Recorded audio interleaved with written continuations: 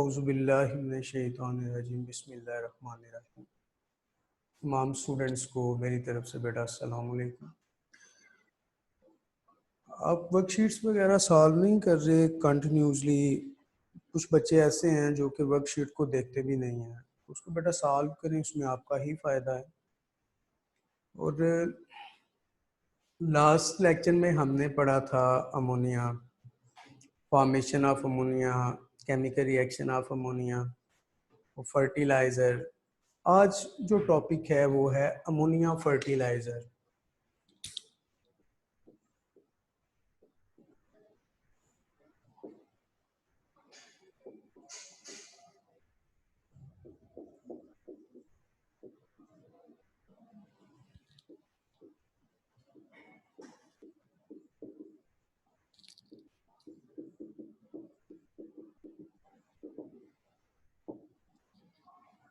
Ammonia fertiliser.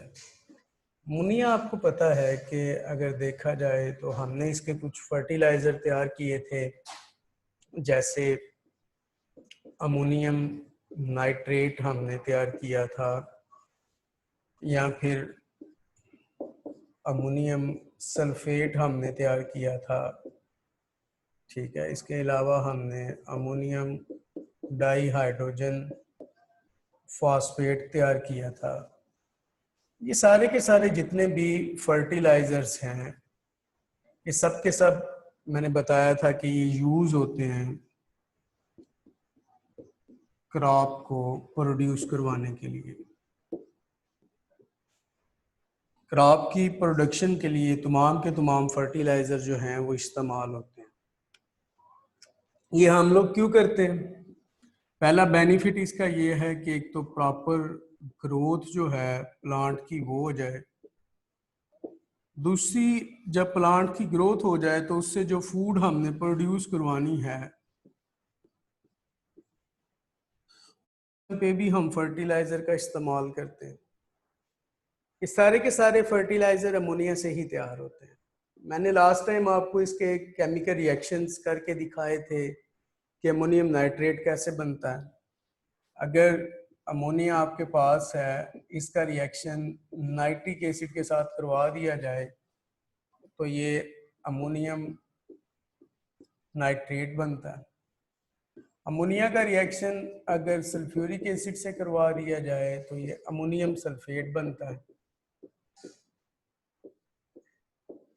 कुछ इस तरह से मैंने आपको कुछ केमिकल रिएक्शंस जो थे वो सारे के सारे बताए थे, और इसका यूज़ भी बताया था कि अमोनिया एज अ फर्टिलाइज़र हम लोग क्यों यूज़ करते हैं। क्यों यूज़ करते हैं? क्योंकि अमोनिया में बेसिकली नाइट्रोजन प्रेजेंट होती है। नाइट्रोजन एक प्रेजेंट होती है। दूसरी चीज़, इसमें जब हम लोग क्या करते हैं, नाइट्रेट्स का इस्तेमाल करते हैं या फिर हम लोग सल्फेट्स का इस्तेमाल करते हैं, तो ये जो हैं ये साइल की पीएच को मेंटेन करने में एक रोल प्ले करते हैं। जब साइल की पीएच मेंटेन हो जाएगी तो वहाँ से ऑब्वियसली प्लांट की जो है वो बहुत अच्छी ग्रोथ होना स्टार्ट हो जाती है, यील्ड अच्छी प्रोड्यूस होना शुरू हो जाती है। इसके बाद एक आपके बुक में एक सवाल लिखा हुआ है कि परसेंटेज फाइंड करनी है। परसेंटेज को हम लोग कैसे फाइंड कर सकते हैं? अगर आपसे पूछा जाए, ये पूछा भी जाएगा आपसे आपके पेपर में, कि परसेंटेज हम लोग कैसे फाइंड आउट कर सकते हैं।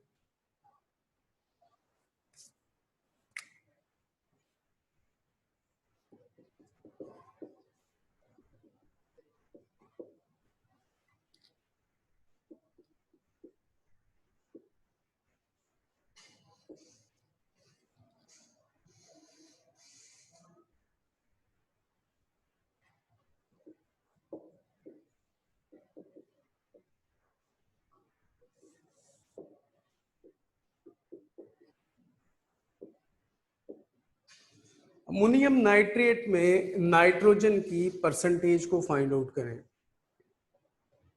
अब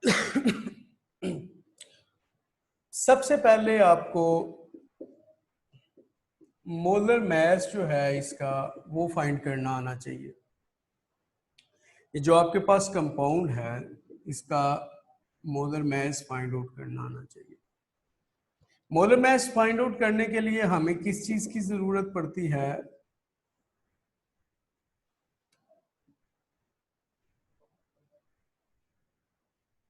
इसके एमआर की जरूरत पड़ेगी हमें। अगर हम लोग देखें अमोनियम नाइट्रेट को, तो इसके एमआर की जरूरत पड़ती है।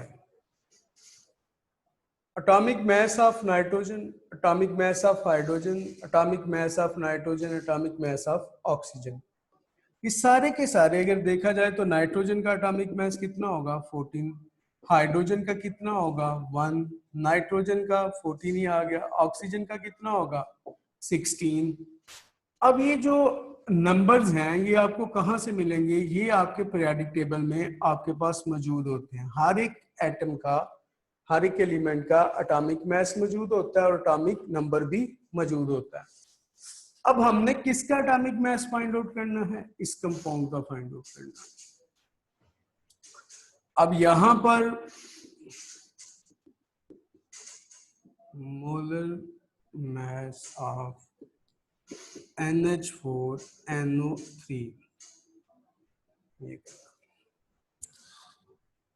Atomic mass of nitrogen plus atomic mass of hydrogen। अब हाइड्रोजन कितने थे? 4। इसको मल्टीप्लाई कर देंगे किससे? 4 के साथ। तो यहां पर plus atomic mass of nitrogen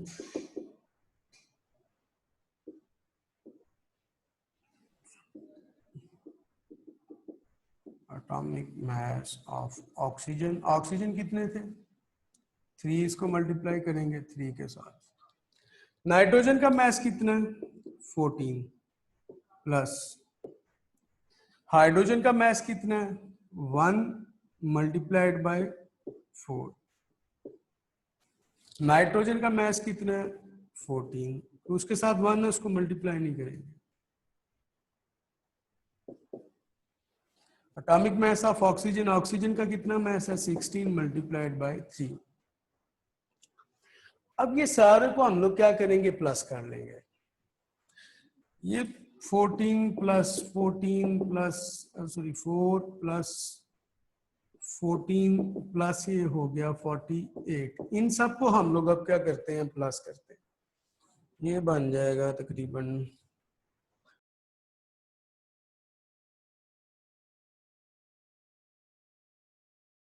मोल का मैस है। 80 ग्राम पर मोल 1 मोल का मैस है। हमने फाइंड आउट क्या करना था? हमारा क्वेश्चन क्या है? Find out the percentage of nitrogen. इसमें नाइट्रोजन की परसेंटेज को फाइंड करना है। अब ये जो हमारे पास आई है 80 डिवाइडेड बाय, अब नाइट्रोजन कितने हैं? 2। 14 एक का मल्टीप्लाइड बाय 2 क्या हो गया? 28। 28 से इसको डिवाइड कर दे, मल्टीप्लाइड बाय 100 कर दे। जो भी अब इसका आंसर आएगा वो आपकी क्या होगी? वो होगी आपकी परसेंटेज होगी। वो आपके पास क्या होगी? आपकी ये परसेंटेज होगी। अगर इसको हम लोग करते हैं तो 80 divided by 28 multiplied by 100, 80 divided by 28 multiplied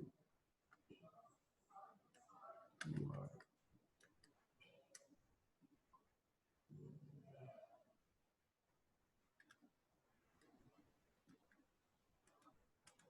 calculator नहीं काम कर। अच्छा, जो भी आपके पास परसेंटेज आएगी बेटा, वो आपके पास किसकी परसेंटेज आ गई? यहाँ पर हमारे पास किसकी परसेंटेज फाइंड आउट हो जाएगी? Percentage of nitrogen. किसमें? इस कंपाउंड में नाइट्रोजन की जो परसेंटेज है वो आपके पास यहाँ पर जो आंसर आएगा वो इतनी परसेंटेज होगी। इस तरह का एक और क्वेश्चन सॉल्व करने की हम लोग कोशिश करते हैं कि आपको एक और क्वेश्चन मैं सॉल्व करवा दूं ताकि आपको समझ आ जाए।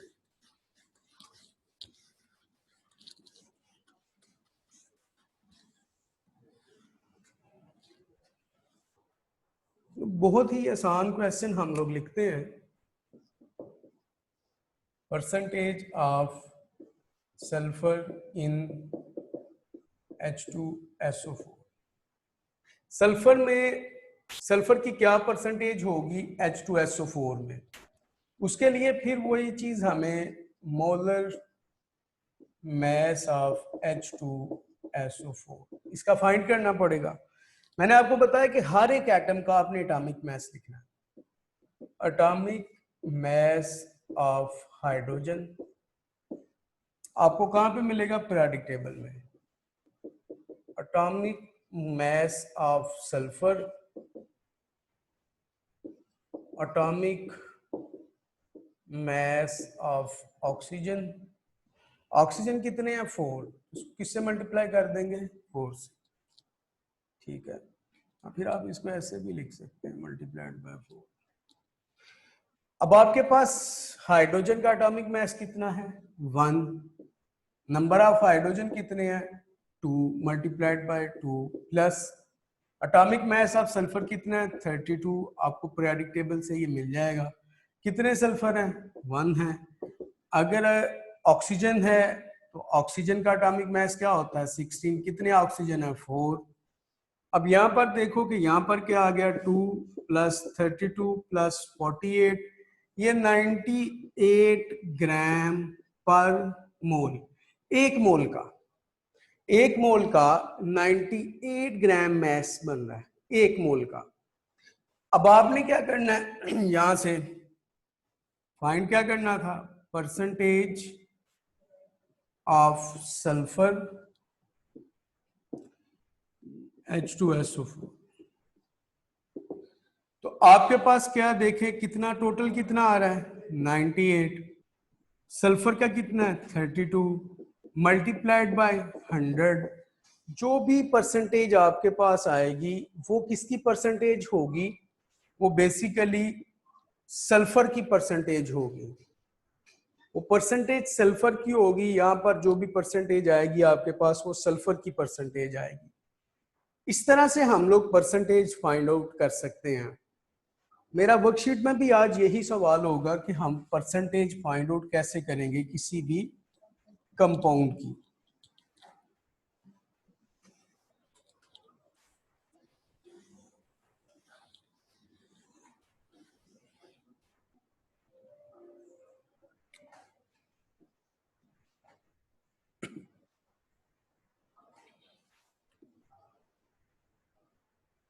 अगर कोई आसान कंपाउंड ले लेते हैं हम लोग, अगर नाइट्रिक एसिड ही ले लेते हैं, नाइट्रिक एसिड में हम कहते हैं नाइट्रिक एसिड है, find the percentage of nitrogen nitric acid. अब यहां पर ये सवाल है, अब आपके पास नाइट्रिक एसिड में हमने किसकी परसेंटेज फाइंड करनी है, फाइंड करना है हमने परसेंटेज नाइट्रोजन की। वही पहले क्या करेंगे, molar mass HNO3 atomic mass of hydrogen, कितने हाइड्रोजन है 1 plus atomic mass of nitrogen, कितने नाइट्रोजन है एक ही है, atomic mass of oxygen, oxygen कितने हैं 3 मल्टीप्लाइड बाय क्या कर देंगे 3। हाइड्रोजन कितने हैं 1, एटॉमिक नंबर 1 है 1 हाइड्रोजन। नाइट्रोजन कितने हैं 1, एटॉमिक नंबर 14 है। ऑक्सीजन कितने हैं 3। इसको कैलकुलेट अगर हम लोग करते हैं तो ये तकरीबन आ जाएगा 63 ग्राम पर मोल। परसेंटेज किसकी फाइंड करनी है, नाइट्रोजन की। परसेंटेज ऑफ नाइट्रोजन क्या करेंगे 63 डिवाइडेड बाय 14 मल्टीप्लाइड बाय 100।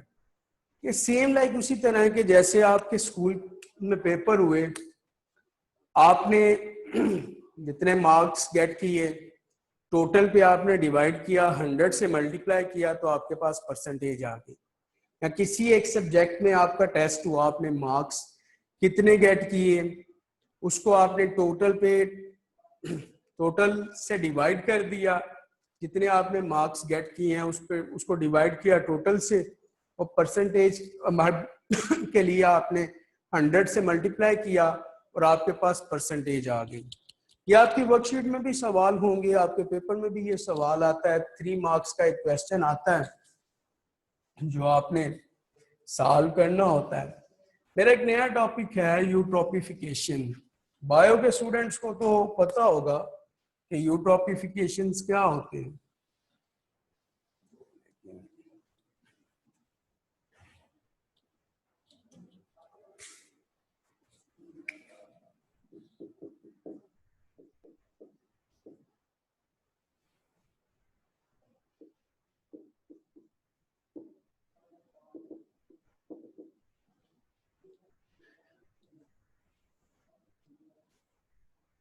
इसमें क्या होते हैं नाइट्रेट्स।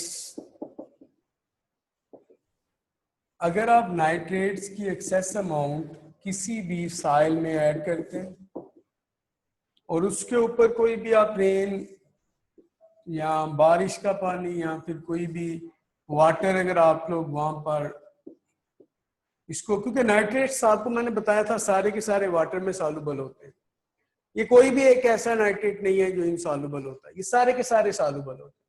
जब ये सारे सॉल्युबल होते हैं तो आप क्या करते हैं, इनको वाटर में जब ऐड करते हैं तो इससे क्या होता है एक्सेस में, या आपके पास आपकी साइल है, फर्ज करें ऊपर ये, फिर क्या होता है यहाँ पर एक ग्रीन कलर की लेयर जो है वो प्रोड्यूस होना शुरू हो जाती है। ग्रीन कलर की जो लेयर है यहाँ पर प्रोड्यूस होना शुरू हो जाती है। इससे बेनिफिट तो यही होता है कि प्लांट की जो ग्रोथ है वो बहुत रैपिड होती है। जब ऊपर ग्रीन कलर की एक लेयर सी आ जाती है तो इससे नुकसान क्या होता है, जो सन है उसका जो कांटेक्ट है ऑर्गेनिजम्स के साथ, इंसेक्ट्स, फिश, इनके साथ खत्म हो जाता है। अब ये जब सन ही खत्म हो जाएगा, कांटेक्ट खत्म हो जाएगा, तो इनके लिए ये तो अपनी खुराक तैयार करेंगे, लेकिन ये जो है ये कार्बन डाइऑक्साइड तो प्लांट यूज कर लेगा, लेकिन ऑक्सीजन जो है वो नीचे तक नहीं जाएगी। ऑक्सीजन जो है वो नीचे तक नहीं जाएगी, क्योंकि ये देखे ना ब्लॉकेज होगी ना, सन शाइन तो नीचे जा ही नहीं सकती। ये ऊपर ग्रीन लेयर है, नीचे जो भी है ऑर्गेनिज्म यहाँ पर जो भी पड़े हुए होंगे ये जो हैं, ठीक है, ये सारे के सारे ऑर्गेनिज्म डेड हो जाएंगे। क्यों? क्योंकि इन्हें ऑक्सीजन की सप्लाई नहीं मिल रही है।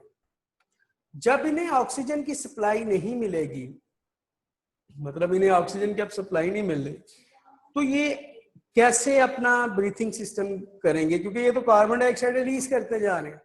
इससे इंसेक्ट लाइफ, सारी की सारी जो लाइफ है, जो सारा का सारा एक सिस्टम है, वो सारा डिस्टर्ब हो जाता है। इसमें क्या होता है कि इस तरह की साइल में दो चीजें एक्सेस अमाउंट में हो जाती है। एक नाइट्रेट आपके पास एक्सेस अमाउंट में हो जाते हैं, और एक दूसरी चीज आपके पास आ जाती है, वो आती है फॉस्फेट। ये दोनों के दोनों उस साइल में बहुत ज्यादा मिकदार में हो जाते हैं। इससे होता है प्लांट की ग्रोथ बहुत जल्दी हो जाती है, लेकिन जो सारा एक्वेटिक नीचे जो चीजें हैं वो सारी की सारी क्या होती हैं, वो डाई हो जाती है, वो सारी की सारी खत्म हो जाती हैं। इसे हम लोग कहते हैं यूट्रोपिफिकेशन। एक रिएक्शन था जो मैंने आपके साथ डिस्कस करना था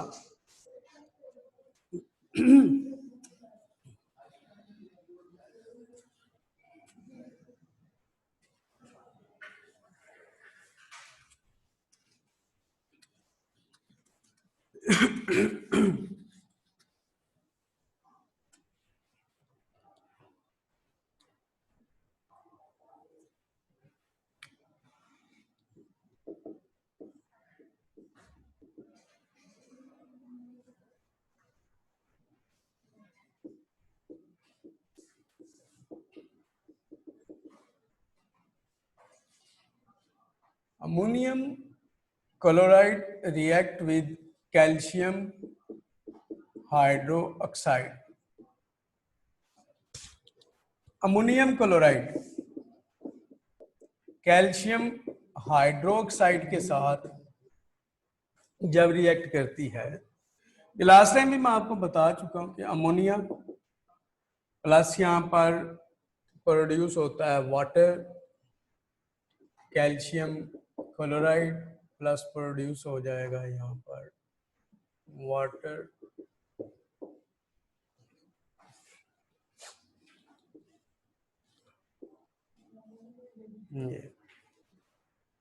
यहां से भी हम लोग अमोनिया को प्रोड्यूस करवा सकते हैं और डिफरेंट काइंड के पर्पस के लिए हम लोग इसको इस्तेमाल कर सकते हैं, जितने भी हैं। फिर आगे कुछ जो एक आपका नया टॉपिक है सल्फ्यूरिक एसिड, उसको हम लोग शुरू करेंगे, अब दोबारा शुरू करेंगे नेक्स्ट लेक्चर में। तो आज मैंने आपका बेटा ये जो अमोनिया का टॉपिक था ये सारा का सारा मैंने क्लोज कर दिया 2 लेक्चर में। वर्कशीट आपके पास है, आपको कोई प्रॉब्लम हो किसी तरह की भी तो आप मेरे से पूछ सकते हैं। तो अब नेक्स्ट जो टॉपिक होगा वो होगा बेटा सल्फ्यूरिक एसिड। फिर आपका एसिड बेस साल्ट, अमोनिया और सल्फ्यूरिक एसिड सारा जो है ये कंप्लीट हो जाएगा। आपको किसी पॉइंट की समझ नहीं आई है किसी जगह से तो बेटा आप मेरे से सवाल पूछ सकते हैं। अभी आपका लेक्चर खत्म हो गया, अभी आप लोगों से मैं इजाजत चाहूंगा, तब तक के लिए अल्लाह हाफिज। और अभी नेक्स्ट सेशन आपका क्वेश्चन आंसर का है, किसी को कोई प्रॉब्लम हो तो वो बेटा मेरे से पूछ सकता है।